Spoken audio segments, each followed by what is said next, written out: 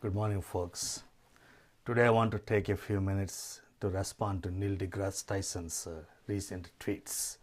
He has been in the news quite frequently, and for the starters, he is the director of Hayden Planetarium in New York City and also the host of Cosmos, a Space-Time Odyssey.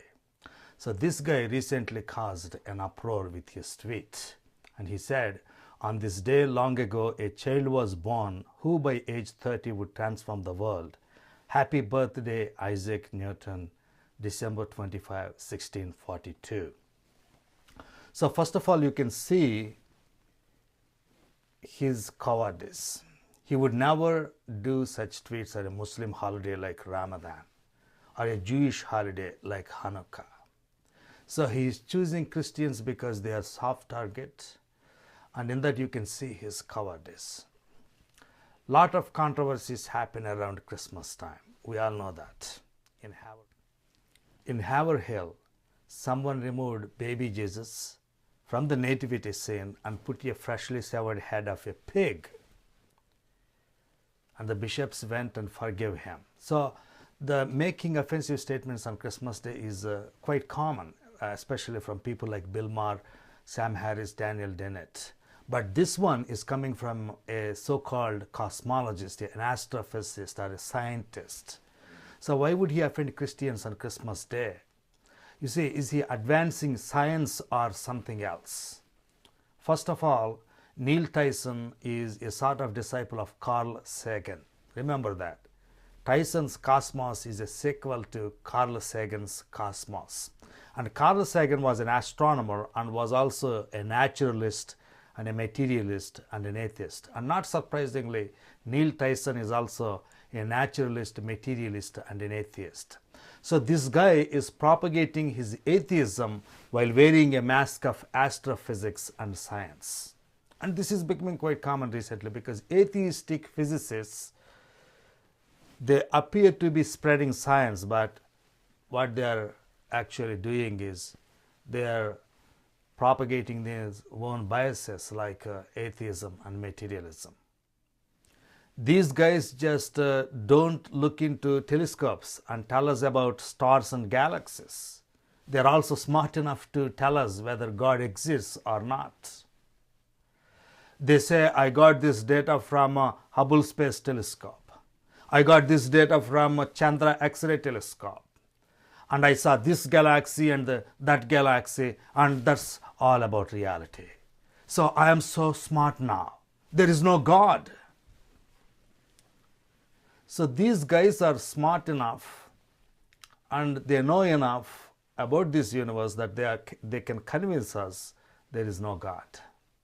And this is called materialistic naturalism. So this is a highly prejudiced and biased belief. This is all I can say, the galaxies and stars, and that's about it. So this is basically a metaphysical naturalism, and we Christians are metaphysical supernaturalists. We believe there is a supernatural above the physical. But these guys don't believe there is God above the physical, and they think that it is some sort of science. You remember Carl Sagan? Carl Sagan used to say, nature was, nature is, and nature will be. So everything about the reality is nature. That's about it. There is only nature and nothing else. So these guys think that this is a scientific fact. And that is not true, folks. We have not been able to show reality is just matter and nothing else. So this guy, Neil Tyson, is promoting naturalistic atheism on Christmas Day. And read the tweet again. On this day long ago, a child was born who by age 30 would transform the world. Happy birthday, Isaac Newton, December 25, 1642. So he is insinuating that Isaac Newton transformed the world more than Jesus. This clearly shows the ignorance of Mr. Tyson. These scientists talk about things that they have no clue about. It's like you see Richard Dawkins, for example. It's like Richard Dawkins talking about philosophy and logic. And that guy illustrates what happens when a biologist leaves his lab, while this guy shows us what happens when an astronomer leaves his telescope. So they go into areas they have no clue about. Beatles' John Lennon, a few decades ago, became very famous through his rock band, Beatles, and he declared, "Now I am more famous than Jesus. I am more famous than Jesus." So here is Neil.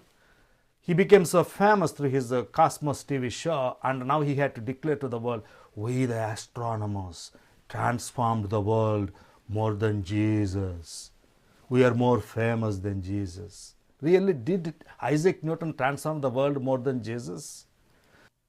So this guy should pick up Time magazine for 2014, the person of the year. See who is the person of the year? Dr. Kent Brantley. And Dr. Kent Brantley made headlines around the world after contracting and beating Ebola infection. He was infected while serving as a medical missionary in Africa. I met him recently in Asheville, North Carolina. A very intelligent and also a very humble physician. He told me that the only reason he went to Africa is he wanted to serve the people of Africa and to show them the love of Jesus. That's the only reason. Did you notice that most people who helped Ebola patients in Africa are Christians? Read Time magazine. And these people serving in Africa, I mean people from America or Africa or Europe, they can't stop quoting Jesus and God. You see the influence of Jesus on these people serving Ebola patients. These people went to areas even United Nations, WHO and CDC did not want to go. So when Ebola hit Liberia, Dr. Brantley did not leave. He knew the dangers of this lethal virus, but he stayed on because, as he told me, I did this because of Jesus. I did not leave Africa because Jesus came into my mind. Kim Jong-un, the supreme leader of North Korea, is an atheist. His country is officially atheist. He is preparing biological weapons and testing them on his own people. He hates Bible and Christianity. Recently, he got an American tourist arrested because he left his Bible in his hotel room. So he made atheism as the official policy of North Korea. You see, folks, science can make you a brilliant physician, but it does not give you any rationale that you should become compassionate and go to Africa and serve Ebola patients. If you use Darwinian logic, actually, you should listen to your selfish genes. You should run away from infected persons because it is survival of the fittest. You need to protect yourself. So you run as fast as you can when you find an Ebola patient. But that's not what these people did. Back in AD 165, when Antonine plague hit Roman Empire, the famous physician Galen, he left Rome and said he had no obligation to serve the sick. But you know, it was Christian physicians who stayed in Rome and treated the people who were struck with plague in Rome.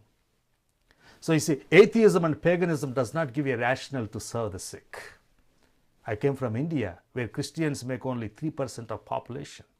But when it comes to charity or educational institutions, Christians do more work in India than people of all other religions combined. Recently, we took our father to CMC Hospital in Vellore in India. And this hospital was started by a female American missionary, Dr. Ada Scudder. When Cornell Medical College in New York City accepted women as medical students, she enrolled and graduated in 1899 and founded Christian Medical College in Vellore, India, to serve the people of India. And Dr. Scudder became so famous in India that a letter once reached her addressed Dr. Ada, India. That's all, Dr. Ada, India.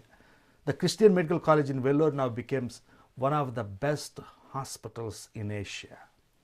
and serving millions of people. In 1928, when Gandhi visited this hospital, Dr. Reddy told him, I want to spread the love of Jesus to people of India. I want to spread the love of Jesus to the people of India. And a friend of Dr. Scudder, Dr. Paul Brand, did so much research on leprosy at CMC and pioneered many surgical techniques. I mean, when I was in medical school, I used to read his surgical techniques. And Dr. Paul Brand, he used to say that he can love leprosy patients because of Jesus, because of the love of Jesus. Then we got Mother Teresa. When Mother Teresa was alive, an Indian news magazine conducted a poll, and it was about who is the greatest Indian since our independence after Gandhi. And most people in India, they chose Mother Teresa, folks. They said, Mother Teresa is the greatest Indian since country's independence. And in the same interview published in Outlook magazine, Mother Teresa said, I came to India to serve the poorest of the poor because I wanted to show them the love of Jesus. So see the influence of Jesus through these few individuals I told about this morning. And I went to medical schools after reading about the Good Samaritan in the New Testament. That's just one of the stories Jesus told in the Gospels, folks. Just one of the stories I read. I was inspired and I went to medical school. So Jesus' message of love has a logical structure to it. God is love. We are created by God, so it is our obligation to show the love of God to your neighbor. So naturalism would not and could not give such a rational basis for loving your neighbor. Atheism, you see, atheism makes no moral distinction between loving your neighbor and killing your neighbor. It makes no moral distinction because it has no morality. But see the influence of Jesus, folks. In the last 2000 years after his birth, no other group has done more charitable work to humanity than the followers of Jesus Christ. Did Neil Tyson know this? Did anybody started an orphanage because he was influenced by Isaac Newton? Not to my knowledge. So Neil Tyson put those astronomy books for some time and pick up some history books and read the influence of Jesus on humanity. The first universities, I mean, when it comes to education, the first universities like University of Bologna, University of Paris, Oxford, Cambridge, they were started by followers of Jesus. Even Isaac Newton, you are so fond of, he was a devout Christian. Newton believed in God and the Bible. He worshipped the God of the Bible. He wrote more about Bible than even about astronomy. He believed that God created the universe, and his life's passion was to understand the wisdom of God reflected in this universe. Newton believed that the universe had a beginning, and God was at that beginning. Not just Newton, folks. When modern science was started in the 15th century, every scientist believed that the universe had a beginning.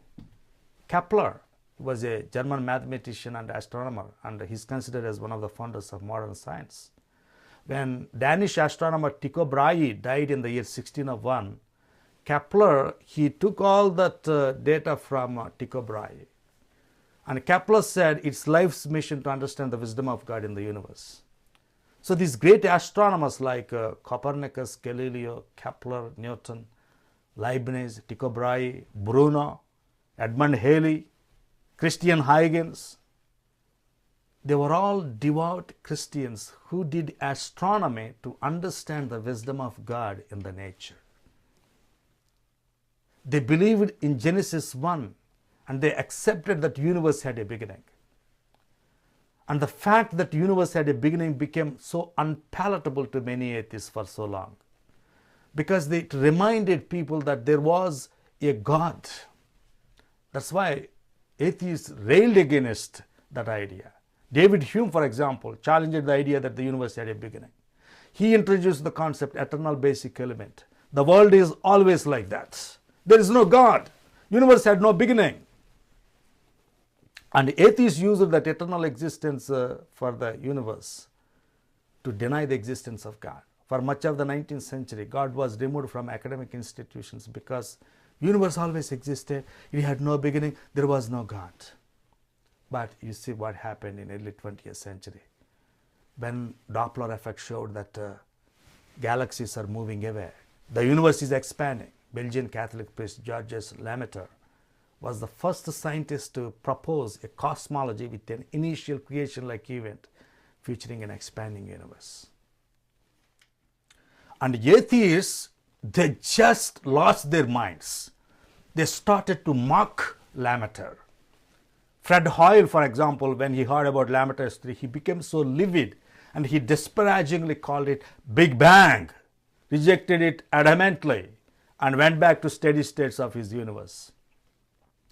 What was he afraid? What was his fear? He found the idea that the universe had a beginning to be troubling because beginning implies a cause and thus a creator. Atheist Mao Zedong never allowed Big Bang theory to be taught in Chinese schools because he understood what message that theory implies about this universe. Even Einstein, for all his brilliance, was troubled with Lemaître's theory that universe had a beginning. As Einstein was working on his general theory of relativity, his own equations showed that universe should be expanding. That means it had an origin at a finite time in the past. Einstein could not believe what his own equations revealed about the universe. He did not want to accept the idea that universe is expanding because the idea of expansion of universe implied that it had a beginning, which was against the common belief of secular scientists like Neil deGrasse Tyson of that day. So Einstein introduced a cosmological constant or fudge factor to correct the problem, and he restored the universe back to the steady state theory. You see how atheistic thinking hurt even the scientific thinking of a great scientist like Einstein. What happened? From Isaac Newton to Carl Sagan, Newton believed in a creator God who made this universe. Carl Sagan denied the existence of God. What happened in between? A big paradigm shift. American philosopher and scientist Thomas Kuhn made an interesting observation in his 1962 book, The Structure of Scientific Revolutions. He argued that scientific fields undergo paradigm shifts rather than solely progressing in a linear and continuous way. Astronomy started as an intensely theological exercise. Now atheists like Neil deGrasse Tyson want to make it an entirely atheistic paradigm. You see, folks, that's what happened, a paradigm shift. Astronomy was started as an exercise to praise and glorify God, and now it became in a vessel in the hands of atheistic, prejudiced people like Neil deGrasse Tyson. And his tweets heckled a lot of Christians, and not surprisingly, they responded in anger. And then he responded with his next tweet, and it reads like this: imagine a world in which we are all enlightened by objective truths rather than offended by them. So this guy must be singing John Lennon's song, Imagine. Imagine there is no heaven. Imagine there is no countries. Imagine no religion. This guy must be singing in his heart while tweeting, imagine there is a world where only objective truths exist. And you see the line of tweets he was making here. I mean, if he tweets this many offensive comments against Islam in a country like Pakistan or Saudi Arabia, he would be dead meat. So he is sparing his bigotry for Christianity. Coming back to his tweet, see what he wrote. Imagine a world in which we are all enlightened by objective truths rather than offended by them. So what he's saying is, you Christians, you and your religion are myths and fantasies. Only science is objective truth. Now let me talk about a great scientist who lived in 20th century, who viewed science and religion quite differently from Dr. Tyson. His name is Werner von Braun. And Werner von Braun is called the father of space flight. The father of space flight. He, more than any other scientist, brought us into space age. In 1934, 22-year-old Werner Braun received his PhD in physics from what is now called Humboldt University of Berlin. At age 22, he did his PhD in astrophysics. And before he was 30, he was leading a team of 80 scientists in Germany. And the Nazis' rocket development program, the V2 combat rocket during World War II, it was developed by this great scientist. After the war, and he was brought to the United States in Operation Paperclip. That's an operation to bring the best German minds to United States after Second World War. So this great scientist, the father of space program, world's greatest rocket scientist, and he was brought here, and single-handedly he developed the US space program. And he sent probes to Mars, Mercury, and Venus, and Voyager to other planets. And he also laid the foundation for cell phones, satellite radio, the internet, GPS, the Doppler radar. Amazingly brilliant man. Even Hubble Space Telescope, with all its brilliance, I mean, imagine the data we are getting from Hubble Space Telescope. And he laid the foundation for these satellites, folks. And he became the leader of the scientists who placed America's first satellite, Explorer 1, into orbit on January 31, 1958. In 1962, he became a Christian. One engineer led him to Christ. Upon praying and repenting his sin, he received Christ. And Werner von Braun said a great burden had been lifted off his heart. And he became a fervent Christian and prayed for the success of his launches. And you know, when Apollo 11 lifted up the pad, he was found reciting the Lord's Prayer. You see the humility of this great scientist. When Apollo 11 was going up, he was praying Lord's Prayer. A great scientist, much, much greater than Dr. Neil Tyson ever could be. And von Braun made enormous contributions to astrophysics and spaceflight than Dr. Neil Tyson could ever be. And this great scientist made many interesting comments. Let me read a few for you. This is Dr. von Braun saying, folks. He says, creationism is a viable scientific theory for the origin of the universe, life, and man. Acknowledging the universe is designed ultimately raises the question of a designer. The scientific method does not allow us to exclude data which lead to the conclusion that the universe, life, and man are based on design. To be forced to believe that everything in the universe happened by chance would violate the very objectivity of science itself. Certainly, there are those who argue that the universe evolved out of a random process. But what random process could produce the brain of a man or the system of the human eye? This is the greatest scientist in astrophysics speaking. Listen to those words, folks. This is the father of space flight. The father of space flight talking, and he's asking a very profound question. He's saying to be forced to believe that everything in the universe happened by chance would violate the very objectivity of science itself.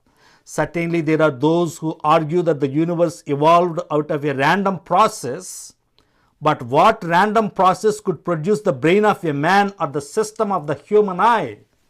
He was exactly talking about little scientists like deGrasse Tyson.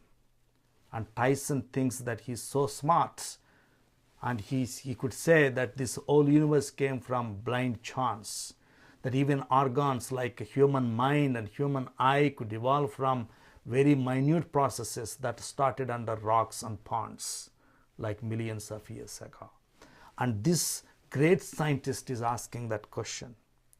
What random process could produce the brain of a man or the system of the human eye? And he's saying, to be forced to believe. That's exactly what Dr. Tyson is doing. He's forcing his beliefs, his materialistic, atheistic beliefs on people at the expense of tax-paying dollars. And then there is no conflict between science and religion.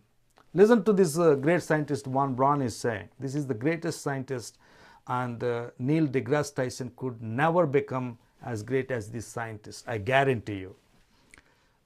And you see, what about the conflict between science and religion? Dr. von Braun said this, I quote, "Science and religion are like two windows in a house through which we look at the reality of the Creator and the laws manifested in His creation. As long as we see two different images through these two windows, we must keep trying to obtain a more complete and better integrated total picture of the ultimate reality by properly tying together our scientific and religious concepts." Listen to that metaphor, folks. He is saying science and religion are like two windows in a house through which we look at the reality of the Creator and the laws manifested in His creation.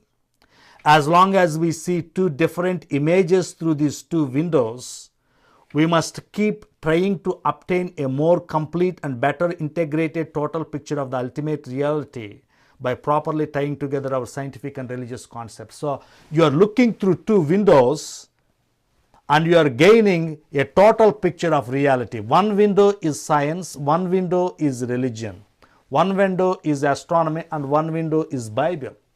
And you are getting the picture from both windows to frame your idea of reality. You see, this is the father of spaceflight, folks. He is much, much greater than Neil Tyson or Michael Shermer or Sam Harris or Daniel Dennett or Richard Dawkins. He is the father of spaceflights. He became an ardent Christian, a follower of Jesus, and did so much for spaceflight in the last century. And he was also a very humble man. He prayed while Apollo 11 was going to moon. So that is the kind of humility he has. Tyson had no such humility in his tweets. Imagine a world in which we are all enlightened by objective truths rather than offended by them. You see the arrogance of this man. Science is not the only domain of objective truths. The birth, the life, ministry, the death, and the resurrection of Lord Jesus Christ are historically grounded objective truths. The message of Christ, and it is impacting the hearts and minds of individuals. And Neil, if you can't pick up a book on Christian history, go and watch Angelina Jolie's movie, Unbroken. This movie is about Louis Zamperini, a World War II prisoner of war survivor. And his story is after their bomber flight crashed into ocean, Zamperini and his friends, they spent 47 days adrift on a raft, barely surviving. And they were caught by Japanese Navy, and as a prisoner of war, the Japanese tortured him in the most cruel ways possible. And after his release, Zamperini developed PTSD. He was in a televised interview and he said that he was going through nightmares about strangling his former captors. And he began drinking heavily. And then he wanted to commit suicide. And you know what happened? His wife, Cynthia, one day took him to an evangelical crusade held by Dr. Billy Graham. And in 1949, and Zamperini, after listening the message of love of Jesus, he committed his life to Jesus. That's Louis Zamperini's story. A great Olympic athlete, a prisoner of war, tortured by Japanese. And you know what he did after he became a Christian? He went back to Japan and he met his former tormentors. And he said, I forgave you. You know, I forgive you because I love you. You know why I love you? Because I should love you as Jesus loved me. Because of Jesus, I forgive you and I love you. That's what Louis Zamperini said. And Neil, that is how Jesus is influencing the lives of individuals, even to this day. Neil, your cosmic science is not going to heal the wounded hearts and minds of people like Louis Zamperini. It is Jesus who is transforming the lives and minds of people. It's not Isaac Newton. And Neil, I recommend you go and watch this Angelina Jolie's movie on Louis Zamperini. It's about the forgiveness Jesus gives us. That's the way, the peace, the mind that Jesus gives us. And Neil Tyson should leave that arrogant attitude and those arrogant tweets on Christmas time so that people can reflect on the love of Jesus. And I invite even Neil Tyson to do the same. Leave that, enjoy your science. I tell the same thing to Neil Tyson also. Enjoy your science. From Isaac Newton to Kepler to Copernicus, Galileo, they all used science to glorify God and to see the wisdom of God in the universe. That's the way science should be done. Not this way as Neil Tyson doing, like looking through some telescopes and then propagating his materialistic bias, his naturalistic, atheistic beliefs down the throats of the people. That's not the way science should be done. Please write me your comments, folks. My email is info@godandsciences.org. That is info@godandsciences.org. Thank you very much.